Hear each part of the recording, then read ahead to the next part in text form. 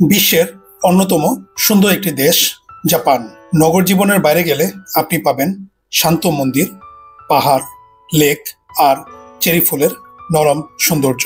বিশ্বকবি রবীন্দ্রনাথ ঠাকুর জাপানের মাউন্ট ফুজির সৌন্দর্যে মুগ্ধ হয়েছিলেন আর লিখেছিলেন জাপান জাতির নিখুঁত হবার কথা। আমি জাপানে গিয়েছিলাম তার কথার মর্ম খুঁজে বের করতে। এই ভিডিওতে আপনারা জানবেন জাপান ভিসার আবেদনের খুঁটিনাটি সবকিছু।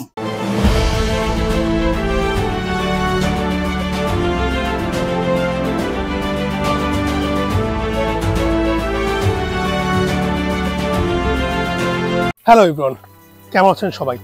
জাপানের টোকিও থেকে আমি হিমেল বলছি।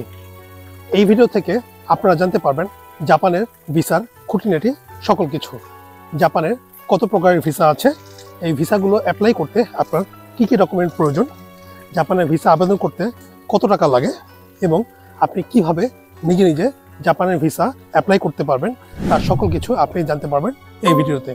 তাই আর দেরি না করে পুরো ভিডিওটি মনোযোগ সহকারে দেখুন।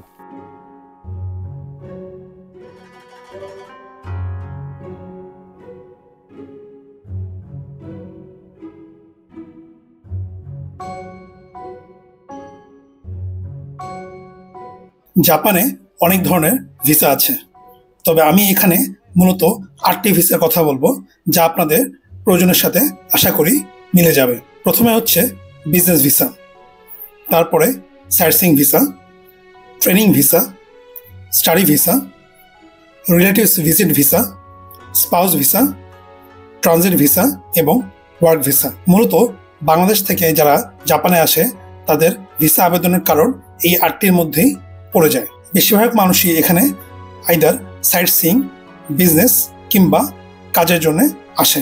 অনেকেই আসে স্পাউস ভিসাতে।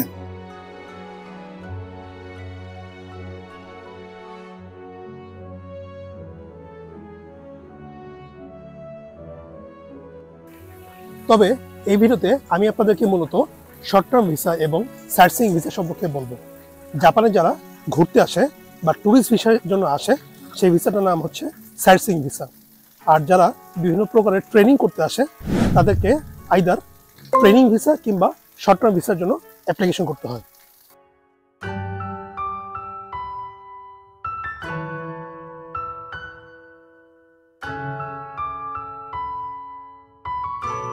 এবারে আসি জাপান ভিসা আবেদনের জন্য আপনার কি কি ডকুমেন্ট প্রয়োজন। প্রথমে আপনার লাগবে অ্যাপ্লিকেশন ফর্ম, তারপরে ভ্যালিড পাসপোর্ট এবং এর ফটোকপি। যদি আপনার পুরাতন পাসপোর্ট থাকে তাহলে সবগুলোর কপি এবং ফটোকপি। 1 কপি ছবি যেটা 2 inch by 1.4 inch. Air ticket booking, hotel booking, travel itinerary. যদি আপনি চাকরি করেন তাহলে আপনার এমপ্লয়ার থেকে এনওসি, আপনার 6 মাসের পে স্লিপ, গত 3 বছরের ট্যাক্স রিটার্ন কপি এবং গত 6 মাসের ব্যাংক স্টেটমেন্ট আপনার লাগবে। আর যদি আপনার কোনো ইনভিটেশন লেটার থাকে তাহলে সেটিও দিয়ে দিবেন। তবে ইনভিটেশন লেটার ম্যান্ডেটরি কিছু নয়। আপনি যদি সাইটসিইং ভিসার জন্য আবেদন করেন তাহলে আপনার air ticket booking, hotel ticket booking এবং ট্রাভেল আইটিনারি যথেষ্ট। এখানে বলে রাখার প্রয়োজন আপনার ট্যাক্স রিটার্ন কপি কিন্তু খুবই গুরুত্বপূর্ণ। যদি আপনি ট্যাক্স রিটার্ন কপি না দেন তাহলে আপনি ভিসা নাও পেতে পারেন, কারণ জাপান এমবেসি এই ট্যাক্স রিটার্ন কপিটাকে খুবই গুরুত্বের সহকারে দেখে।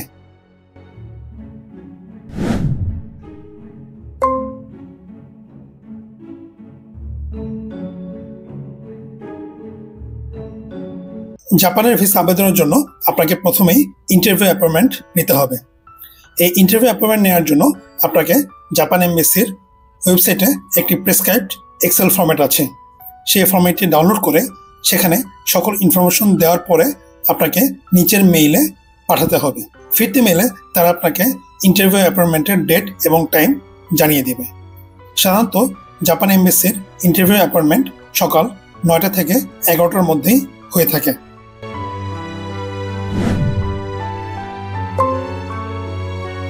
একটি প্রশ্ন আপনাদের মনে জাগতে পারে, জাপানের ভিসা আবেদনের জন্য আপনাকে কত টাকা ভিসা ফি দিতে হবে? জাপানের ভিসা আবেদনের জন্য কোনো ভিসা ফি নেই। জাপান যেহেতু বাংলাদেশের বন্ধু রাষ্ট্র, তাই জাপান সরকার বাংলাদেশের নাগরিকদের জন্য জাপানের ভিসা আবেদনের ক্ষেত্রে কোনো ফি রাখেনি। এমনকি এখানে কোনো প্রসেসিং ফিও নেই। জাপানের ভিসা অ্যাপ্লিকেশন ফর্ম পূরণের ক্ষেত্রে একটি বিষয় বলে রাখা ভালো, সেটি হচ্ছে অ্যাপ্লিকেশন ফর্মের প্রতিটি ঘর আপনাকে ফিল আপ করতে হবে। যদি কোনো ঘর আপনার প্রয়োজন না হয় তাহলে সেখানে নট অ্যাপ্লিকেবল লিখে দিতে হবে।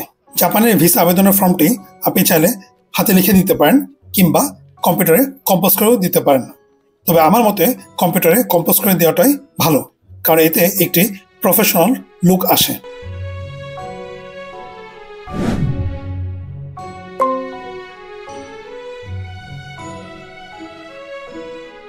এবার বলছি জাপানের ভিসা ইন্টারভিউ নিয়ে। জাপানের ভিসা যেহেতু ইন্টারভিউ বেসড, তাই ইন্টারভিউটি খুবই গুরুত্বপূর্ণ। আপনার ইন্টারভিউ টাইমে প্রায় আধা ঘন্টা আগেই আপনাকে জাপানের এমবেসিতে যেতে হবে। সেখানে যাওয়ার পর ফর্মালিটিস শেষে আপনাকে ভিসা ইন্টারভিউর জন্য ওয়েট করতে হবে।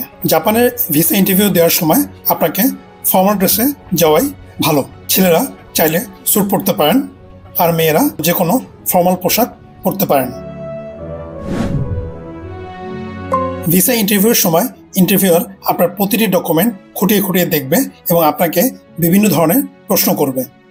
তারা জানতে চাবে যে আপনি কেন জাপানে যাচ্ছেন এবং জাপানে যাওয়ার জন্য আপনার পর্যাপ্ত পরিমাণ অর্থ আপনার ব্যাংকে আছে কিনা।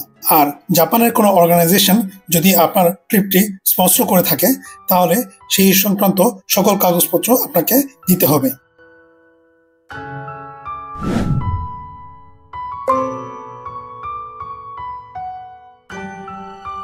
ইন্টারভিউয়ার চাইলে আপনার এই কাগজপত্রগুলো খুঁটিয়ে দেখতে পারে এবং কোথায় আপনার এই স্পন্সরশিপের কথা লেখা আছে তা আপনার কাছে জানতে চাইতে পারে। তাই আপনি জাপানের ইন্টারভিউতে যাওয়ার আগে আপনার সকল ডকুমেন্টগুলো ভালো মতো পড়ে যাবেন এবং যদি আপনার কোনো ইনভাইটেশন লেটার থাকে, স্পেশালি সেটা যদি জাপানিজ ল্যাঙ্গুয়েজে হয়, তাহলে সেখানে কোথায় কি লেখা আছে তা ভালো মতো জেনে যাবেন। এতে করে আপনার ভিসা ইন্টারভিউ দিতে সুবিধা হবে এবং যারা ইন্টারভিউ নিবে তারা চাইলে আপনি যেন সাথে সাথে সেই লেখাগুলো দেখিয়ে দিতে পারেন।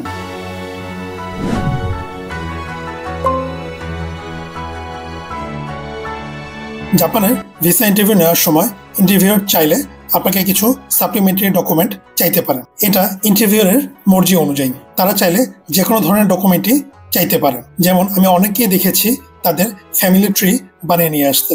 অনেকে হয়তো অফিসের ট্যাক্সের ডকুমেন্ট চেয়েছিল, অনেকে হয়তো ব্যাংক স্টেটমেন্ট চেয়েছিল, কাউকে আবার এয়ার টিকিট বুকিংয়ের অরিজিনাল কপি চেয়েছিল। তাই তারা যদি কোনো সাপ্লিমেন্টারি ডকুমেন্ট চায় তাহলে তারা আপনাকে একটি কাগজ দিয়ে দিবে এবং সেখানে টিক চিহ্ন দিয়ে দিবে কিংবা লিখে দিবে যে পরের ডেটে আপনাকে কি কি কাগজপত্র জমা দিতে হবে।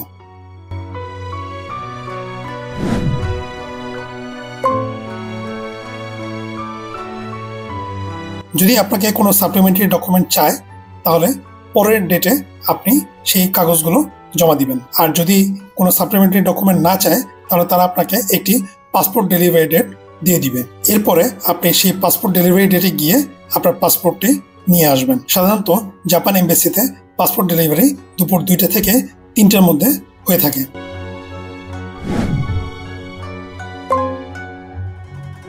ভিসা ইন্টারভিউতে যাওয়ার সময় আপনাকে সকল ডকুমেন্টের অরিজিনাল কপি এবং ফটোকপি সাথে নিয়ে যেতে হবে।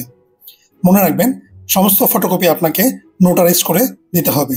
যদি আপনি নোটারাইজ করে না দেন তাহলে তারা আপনার এই ডকুমেন্টগুলো অ্যাকসেপ্ট নাও করতে পারে। তাই যে কোনো ডকুমেন্ট ফটোকপি দেওয়ার সময় অবশ্যই সেটি নোটারাইজ করে নিয়ে যাবেন।